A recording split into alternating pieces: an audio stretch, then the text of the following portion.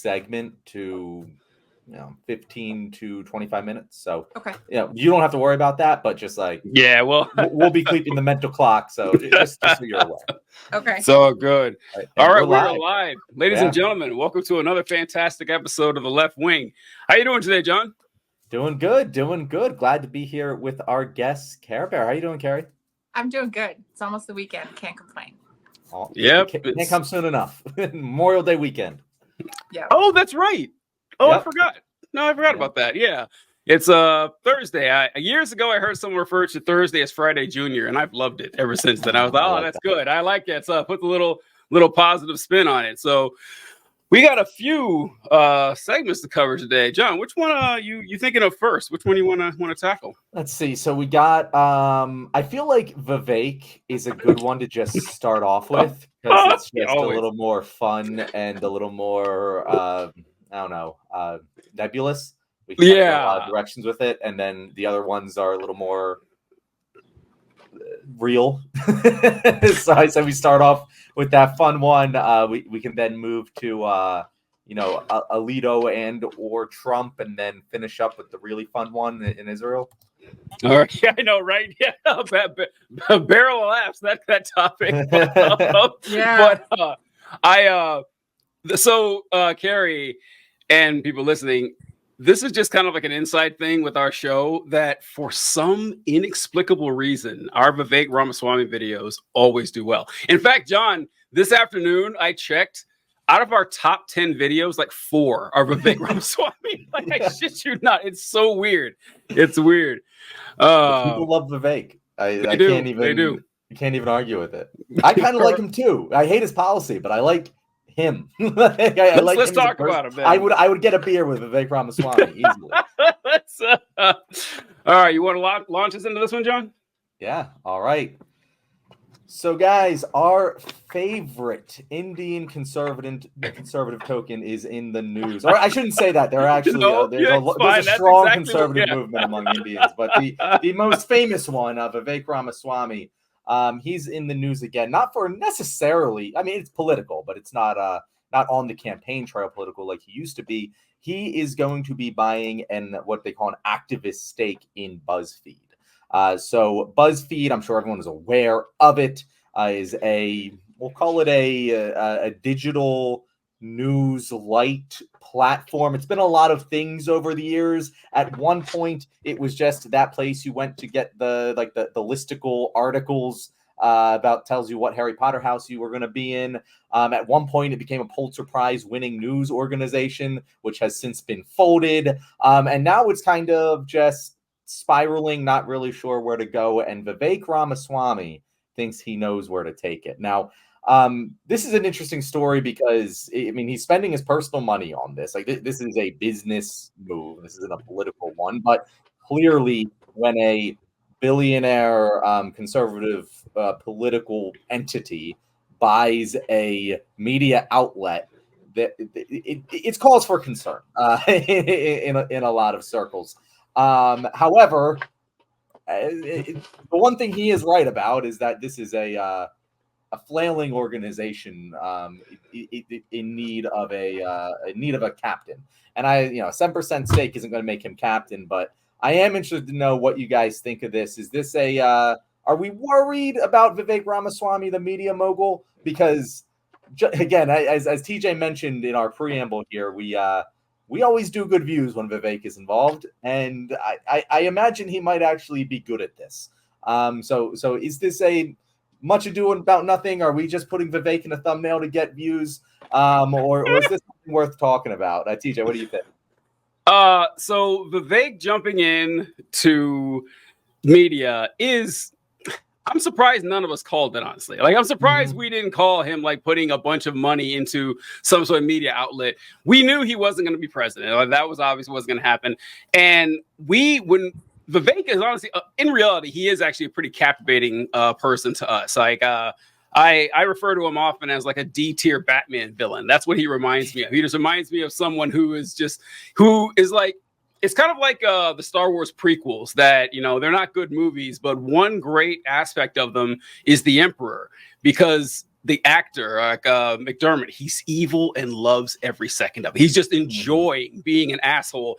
And Vivek kind of copies that the best from Trump, is that he does the whole Trump impression better than anybody else, any other Republican.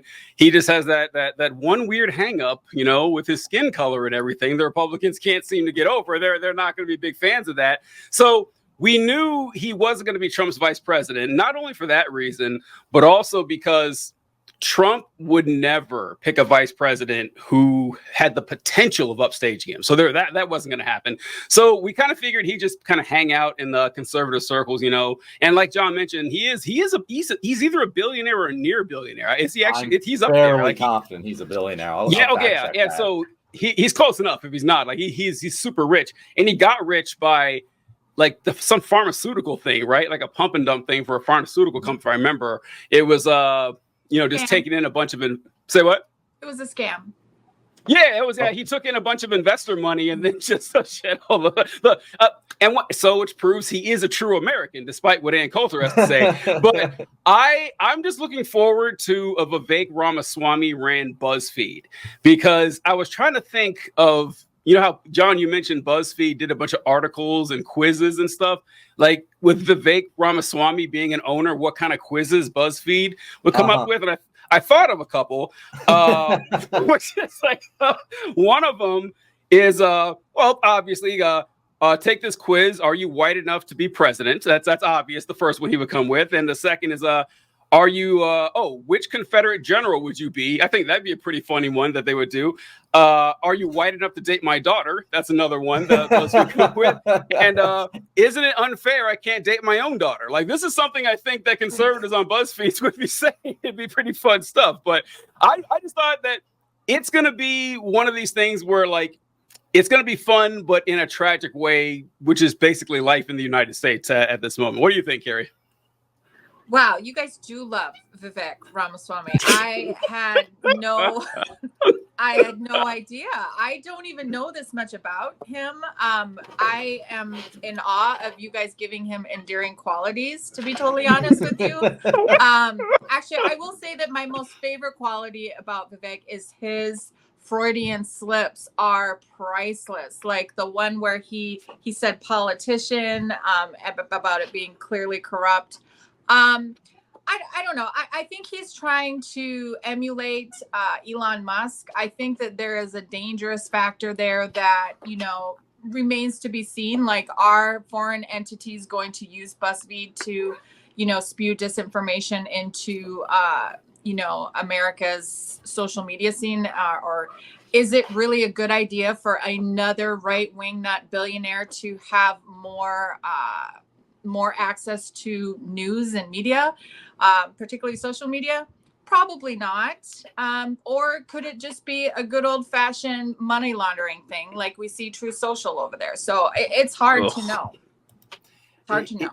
It is. And I want to clarify my love for Vivek, because Vivek's policies, like his policy is batshit insane. Like his what do you want to do? He wanted to just like cut half of the federal government by like odd number social security number. Like one of the insane honestly shit. One of the dumbest policies I've ever heard. But there's two things I like about Vivek. One, I genuinely believe he doesn't drink the Kool-Aid. Like, I think Vivek, he knows he's playing a bit, and I don't think he has become the bit at all. As opposed to Donald Trump, I think he was playing a bit and was kind of racist, and then he got consumed by the role. I think Vivek knows he's playing a role, and you can kind of see that, like in the Ann Coulter interview. Did you see that, Care Bear?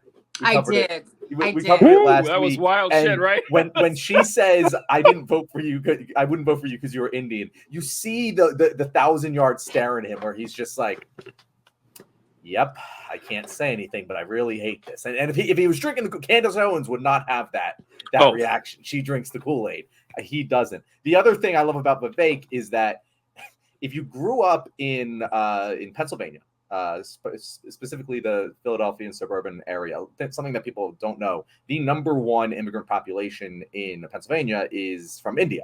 It's the only state in the country and we have a large Indian population. And when you grow up in nerdy, academically proficient circles in Pennsylvania, you have a lot of Indian friends.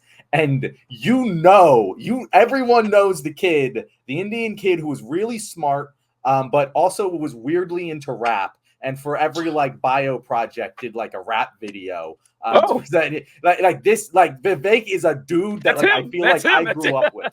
Like yeah, because doesn't he have the big chain? Doesn't he have the Trump chain that he's running around with the Trump rappers now? And genuinely, those people, while like they tend to say some of the wildest shit ever, tend to be good. Like I tend to like those people, and so that's I just get good vibes because I know people like him. But yeah, his policy is batshit insane. He's a billionaire, so like he should become dinner food at some point. But like, yeah, of the conservative presidential candidates, I personally like the guy more than anyone else on that stage. That's for sure.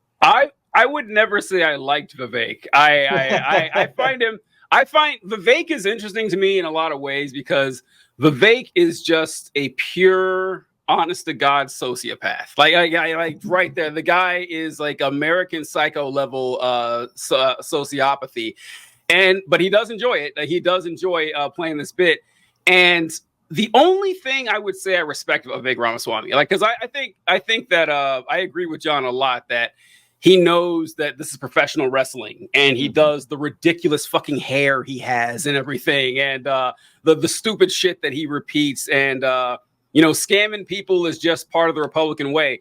But there is one spot of integrity that I actually found. It has to be integrity because it doesn't help him. Is that he didn't convert to Christianity? He's still a Hindu, which, for the life of me, I can't understand why.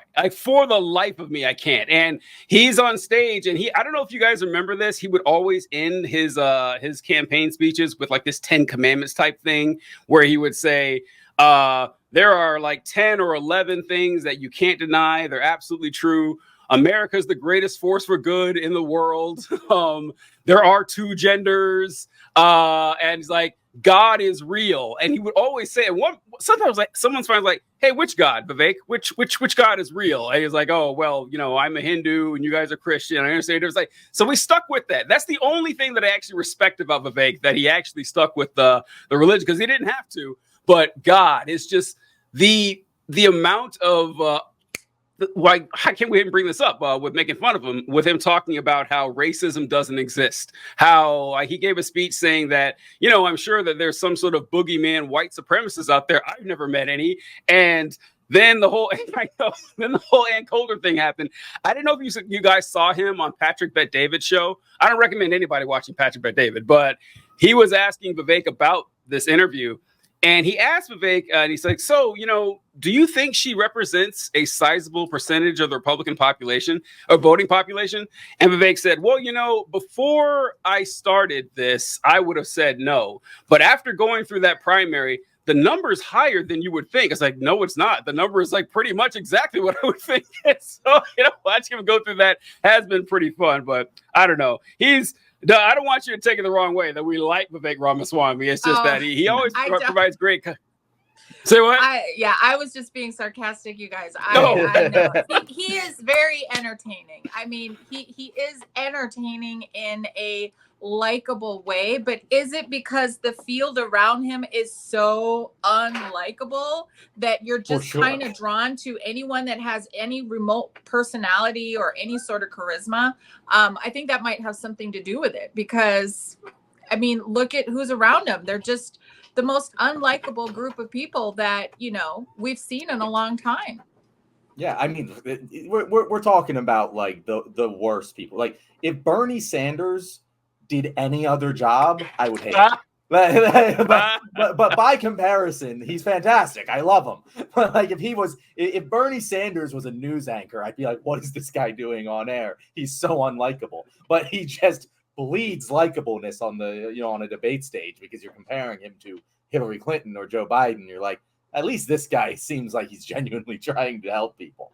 But yeah, no, I definitely feel that way. From the other side of this, from the non-Vivek side of this, more on the Buzzfeed side of this, are you guys, or have you ever been heavy Buzzfeed users? Oh man, when Buzzfeed was in its heyday, though, those quizzes were just, I mean, couldn't get enough of them. The BuzzFeed quizzes? Are you kidding me? That was a really fun time in pop culture. Really. And then it's interesting how they did morph into like Pulitzer Prize winning journalism. And I think they really, was it the 2016 election that they kind of came to the forefront and started putting out all these pieces? It was definitely during the Trump era that they won. I think they won it in 2019, the Pulitzer Prize. I'm not a like BuzzFeed historian here. This is more from the research I did on this for this episode. But yeah, it was during that time, and then they spun it off, I think like 2 years ago, something like that. And I believe they did their writers and their employees really dirty. Mm-hmm. I believe that was part of the downfall. Of course. Yep. Yeah, it would be interesting. I don't know. I see it as a, billionaire that really likes to be in the thick of things, like politically. And honestly, if he has a way to, kind of be like a mini Elon Musk type with his own social media site, and model it after what Elon is doing, that's the way I see it going. I don't know if I necessarily see it being like a successful resurgence of BuzzFeed, though. I don't know. Who knows? Yeah. I don't know if he'll go. Like, I genuinely don't think he'll necessarily go like the Truth Social route. Like, I don't think he's going to be like, we need a conservative bent to BuzzFeed. I think he has a certain vision, and I think he wants to utilize BuzzFeed for political purposes. But I think it's more of a CNN acquisition where like they're just going to subtly shift right, but not like try and court the far right base. And I think it could, it's better than what they're currently doing, because what they're currently doing doesn't work. So anything's got to be better. Well, when you said that, you guys said how BuzzFeed, or Carrie, you said how BuzzFeed had screwed over their workers. I'm like, man, Vivek's going to love this place. Like, it's already pretty much set up for him. And so that's going to be pretty interesting. But you mentioned how he's going to try to copy the Elon Musk route. Elon Musk is another person who I love making fun of. I cannot get enough of making fun of Elon Musk. And one of the things that I say all the time is that the biggest mistake Elon Musk ever made was making himself a public figure, because, 10 years ago, everyone was like, he's this mysterious, brilliant, rich guy. He's like Tony fucking. Yeah, he's Tony Stark. He's in the lab every day cranking out these great inventions. And then he opens his fucking mouth. You're like, oh, okay, this guy. Oh, yeah. Let me just give these keys to the Tesla right back. Like, God. Listen, I wish we could do the segment on Tesla, because I cannot stop watching reviews of people shitting on Cybertrucks. But I didn't know it was just the Cybertruck, because Tesla hasn't made a new model of their vehicles in years. Like years. They've been putting all their money into time wasters like Cybertruck, and it's been pretty fun to watch. But anyway, the one thing Carrie mentions that you both mentioned actually is that he could be like Elon Musk, except he'll have the main thing Elon Musk doesn't have, which is a personality, which will actually carry you pretty far. Because if you want to be a public face of something, or even just, it's amazing Elon has convinced people to like buy into his shit, because you listen to him for 5 minutes, like, I don't know about that, man, but it keeps working. All right, guys, once again, if you have made it to the end of this video, congratulations. You are our favorite viewer. You, right now. No, not the next person who makes it to the end of this video. You. Thank you very much. If you haven't done it already, please like and subscribe. And if you liked what we had to say today, that probably means you liked what Miss Care Bear had to say today. So how about you tell our audience where they can find you? They can find me on TikTok. It is my third account, because TikTok loves to ban people. I am Care Bear 3.0. I am on Twitter or X at MPLS Care Bear. I am also on Threads, although I always forget to post. And I do a little Sunday live on TikTok every Sunday at 12 o'clock Central, where we take an hour and just talk about politics and whatnot. So would love to have you guys join in there. Fantastic. Thank you, Carrie. Thank you, John. We appreciate you guys watching the show. All four of us, TJ, John, Carrie, and Wolfie. We really appreciate you coming in. It's been a good time. Catch you next time.